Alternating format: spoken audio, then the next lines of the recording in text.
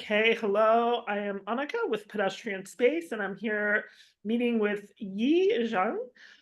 And this is a very spontaneous recording. I saw a post by Yi last week on LinkedIn. It started with the sentence, "It was unfortunate that I became a victim of the intense heat in the city over the last couple of weeks." And it goes on. I'm not going to read the whole thing. I will include the link to the post when I post this, but it goes on from your own experience with heat stress, which before I started recording, I mentioned I experienced heat stress as well yesterday in the city I lived in during the heat wave we were having, towards a more macro perspective of looking at our street infrastructure with the lens on vulnerable people, people in general, having basic amenities. I'm so glad you wrote this in the post. Basic amenities like street trees, public seating, drinking water fountains. We're still advocating for these things as basic amenities. Here we are, 2024. So I really appreciated your post. This was just a few days ago. I see, yeah, you posted it 4 days ago. We've been in touch for now 3 days, and here we are talking and recording. I spontaneously asked Yi if she would be okay with the recording. We'll put this on Pedestrian Space because I feel what you did was really so important on a platform like LinkedIn. We're also used to sharing about, well, I do a lot of storytelling there, but it's a professional networking site, but I feel like we need to come back down to basics and recognize that these things we're talking about professionally and sustainability, this and that, it's affecting us deeply in a personal way. So your sharing was really incredible, I think, and very practical and important. So could you just share a bit about where you are, where you're from, and your professional role? Yeah, definitely. So, hello from New York. It's been quite hot outside. So, landscape architect, urban designer. I have a multidisciplinary training in architecture and urban planning as well. So, currently, I'm working as a fellow in urban design forum in New York and specifically focus about policy and city making in New York City for decarbonization, especially on building aspect. As you know, New York building actually contributed to the majority of carbon emissions in the city. And my fellowship program is really focused about funding opportunities and reconnect people and the government as well as our nature to fund a better solutions for New York City and also create an alternate future for this for the sustainability of the city. So it's been quite a journey. I was originally trained in architecture in China.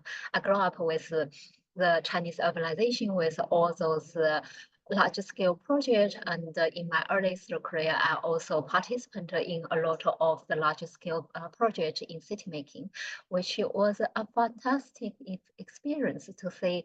I mean, from my personal experience, I grew up in a relatively small town, but by the time I graduated from university, my small town had become a large city in regionally speaking. So it was a very nice experience, and because of this experience, I'm very interested in cities and especially about how to making this city become livable and become truly a human habitat for the for sustainable long term.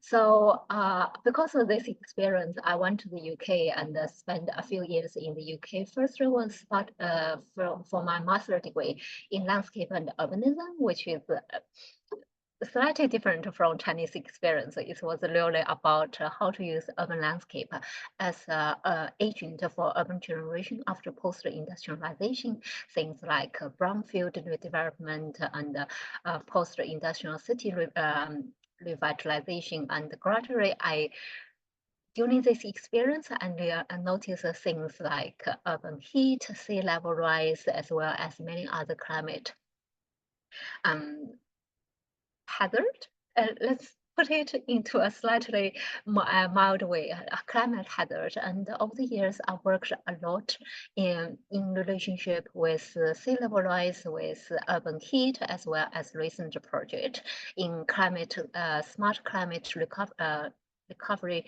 guidelines and so on, and to trying to find out methodologies and also supports for design and the planning for climate adaptation, which to me, to my perspective, even though our industry has been very busy over the years, there are so many efforts are missing in climate adaptation. And I wish to use my multidisciplinary experience as well as my global practice experience to contribute to the development of climate adaptation, hopefully for everyone, not just for New York City or for my home city. So being quite a few years of development for me in climate adaptations, and I worked in developed and developing cities from New York to Mozambique, like Beira, as well as Nauru, and all the climate development, comprehensive planning, urban design, and the landscape architecture, as well as strategic development of those cities who are very impacted by climate adaptation. So I'm going to moving slightly back to the private practice. I have just accepted a job in senior management in a company in upstate, and hopefully I will able to further develop my interest and experience. Thank you. Well, it's a fantastic profile and really wonderful commitment. I love how you say, improving the lives of people, not only in New York City or your home city, but in many places. It's really global mindset and one really rooted in compassion too. And I think it's really great. And I am always happy to expand my network of people working with diverse resilience issues and also in different ways than I am my focus at Pedestrian Space. It's very much about various aspects of walkability, but so much of what you're working with like really hooks my interest as well. And obviously is much needed. And so back to this post, which is the way I got to know you, the issue of heat, which many of us are going through, but then the way you began it with storytelling, you could have left out your own personal story completely and just left it very professional and neutral and sort of like not a first person account. But I know before we started recording, you mentioned, feeling maybe a little embarrassed at first to share about that, but then what compelled you to decide to do that? Yeah, definitely. I mean, it's always a little bit embarrassing to share a medical emergency, and I, like many people on my side, I feel that make me weak, actually. But in the same time, I feel working in the industry for more than for nearly 15 years. I really feel the industry don't.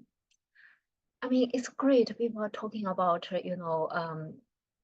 community engagement and trying to know the community and those people, those users of our project and our policies better, but still it's really missing this kind of in-personness into our design. And even in my episode of experience on street, I really feel sorry, really feel the designer and the planner, as well as all those agencies, didn't think about those the experience of people on street. And to me, that actually is very important.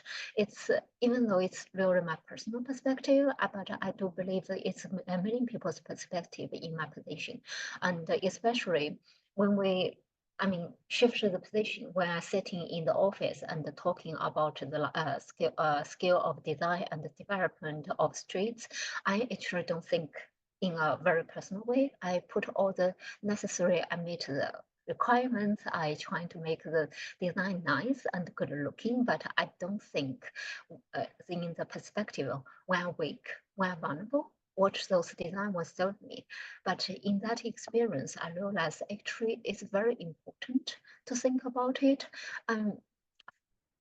It's very embarrassing to say, but when that day when I was on street, I really felt vulnerable. I felt hopeless, especially in New York. People walk very fast, and people don't pay attention to everything surrounding. And I was walking like I'm going to pass out immediately for 10 minutes. Eventually, I found a planter on the street side to sit down before I just lose my conscious. And that experience was horrible until someone come ask me how was I'm feeling. And that was the point I finally grabbed someone to say, okay, please take me to the medical emergency. I really need help.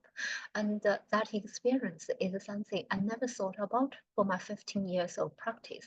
I started designing street in the first day of my career, but I never thought about all my designs actually not necessary. It serves, it meets all the design principles and criteria as well as standards in each city I design for, but it never thought about when I was unwell, what I can do on this street. And especially when we talk about climate emergencies like extreme heat, those things actually happen in a very sudden way when we feel stress, when we feel stroke. It's actually happened momentarily, and if there's no emergency facilities to help us to uh, to protect ourselves, or in my case, I was at the first beginning, I was just really want to find a place to sit. And to my experience, when if I can find a place to sit and to cool down and to help my body temperature, my skin body temperature to cool down, I will completely fine. But in my experience, I was unable to find such places, and there are so many coffee shops and bakeries as well, other shops on the street, but those shops are served for customers. When we are in a medical emergency, the last thing we will think is buy something. So I felt really bizarre how our city can design into this way that doesn't serve for anyone, for those people who is temporarily weak. The city serves for those people who have a nice office and a home with air conditioning and have the money to buy a coffee.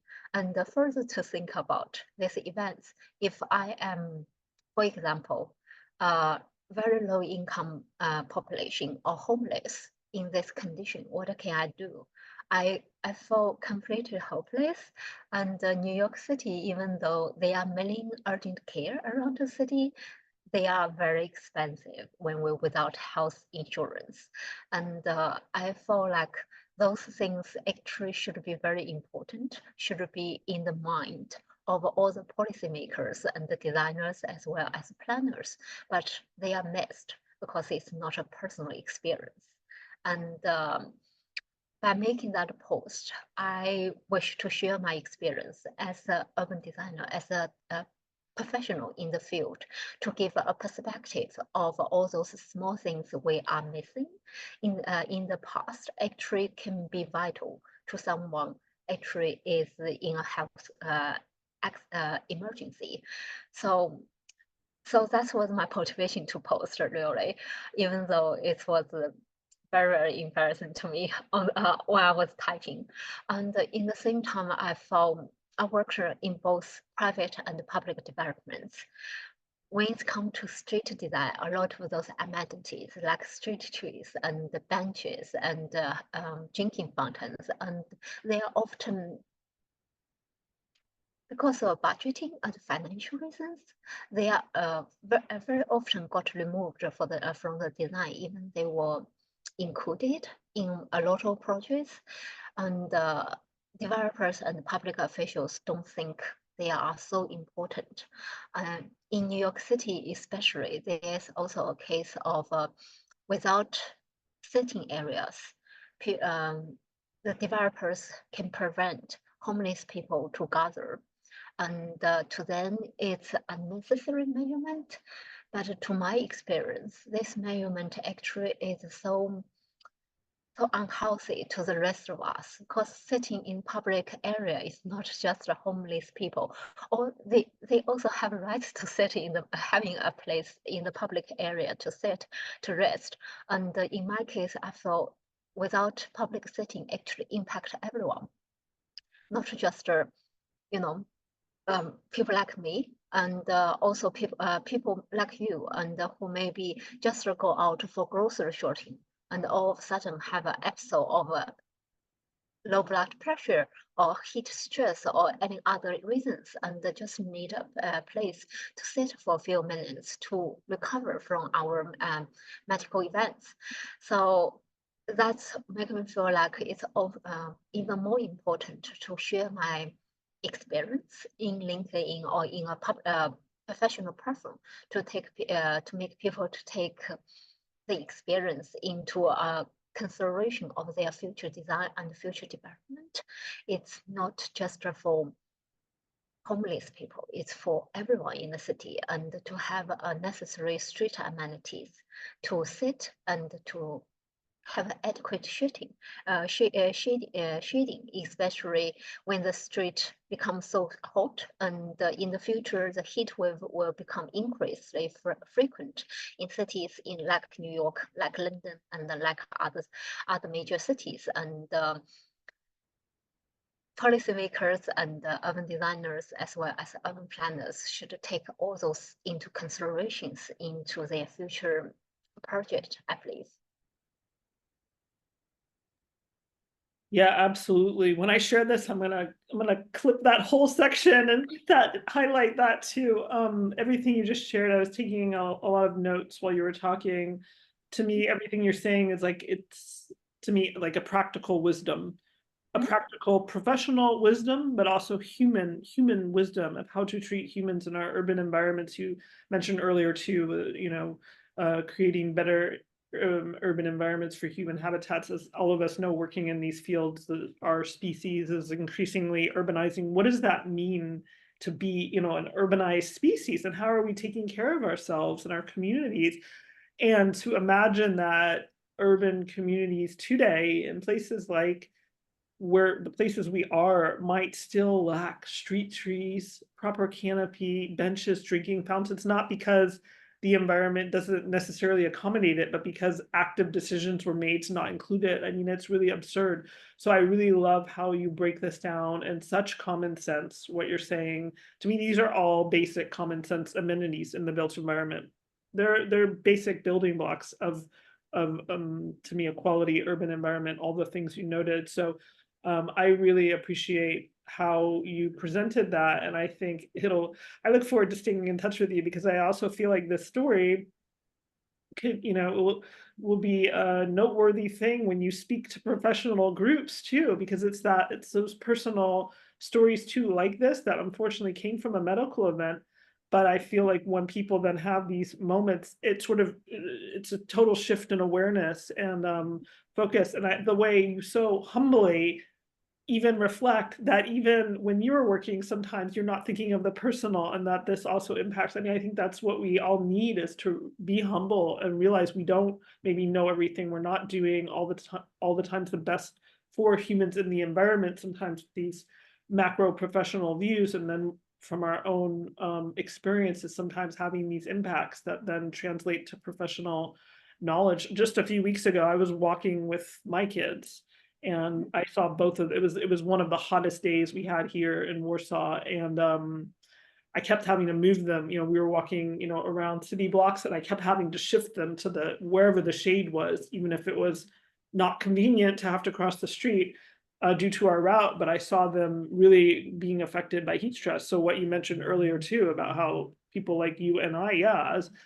as a mother, I feel like I can keep going. I can walk 10 more blocks, but my kids I can look at them and see their little bodies, they're suffering heat stress, and I need to get them sitting down.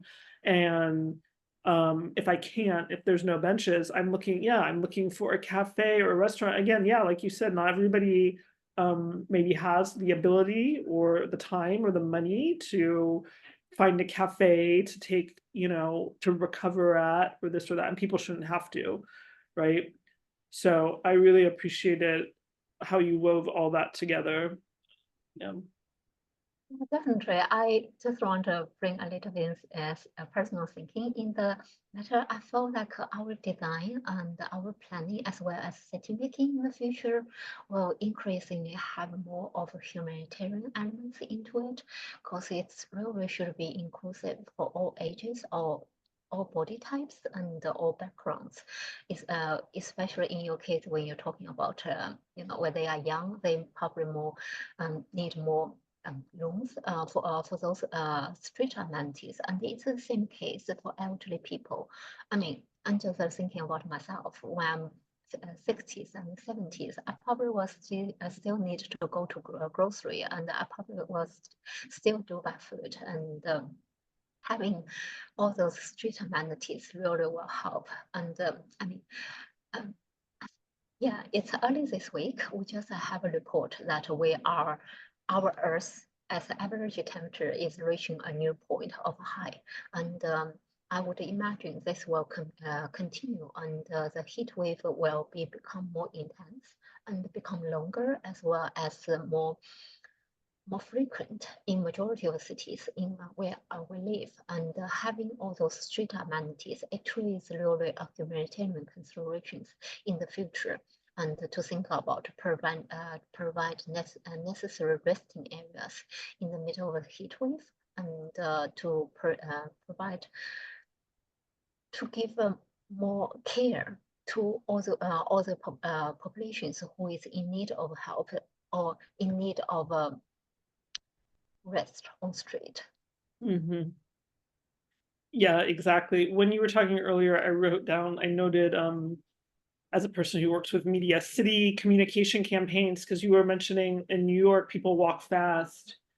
So, this kind of culture of care too. Of course, people are busy with their day. It's not like we have to leave our house and really be looking out for other people. But however, there is a certain degree of, humanity when you see somebody on the sidewalk suffering, to get help, to get help them in any way you can, even momentarily. And I imagine there's probably some campaigns out there, maybe communication about how to be aware of heat stress in your fellow. So that'll be interesting. That's something I'm going to start looking out for, because it can, like you said, it can happen quickly, right? Yes. So it's something to and really somebody stopping and taking 2 seconds, 2 minutes out of their day to stoop down and help somebody and make a phone call it can save a life, actually. Yeah.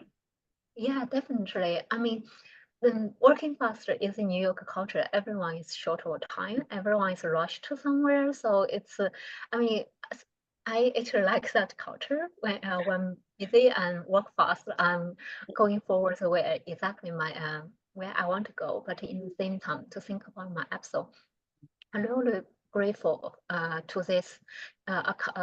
this couple who took me to urgent care and helped me to carry my bags and on the way. And in the same thought, like, oh, I should do that for other people as well. And especially in our busy days, doesn't matter it's New York or London, we all have our schedules, but in the same time, with increase of heat stress, a lot of we should pay more attention to our surroundings, to people who are actually in need of help. Hmm. I absolutely agree. I think that's a nice note to wrap this up on. So thank you for agreeing to record spontaneously. This was a spontaneous recording. This is our first time talking, and I really look forward to continuing the dialogue with you. So thank you, Yi. Thank you so much, and I'm so enjoy this, even though it's a spontaneous recording, but it's a very fun one. And thank you so much for this.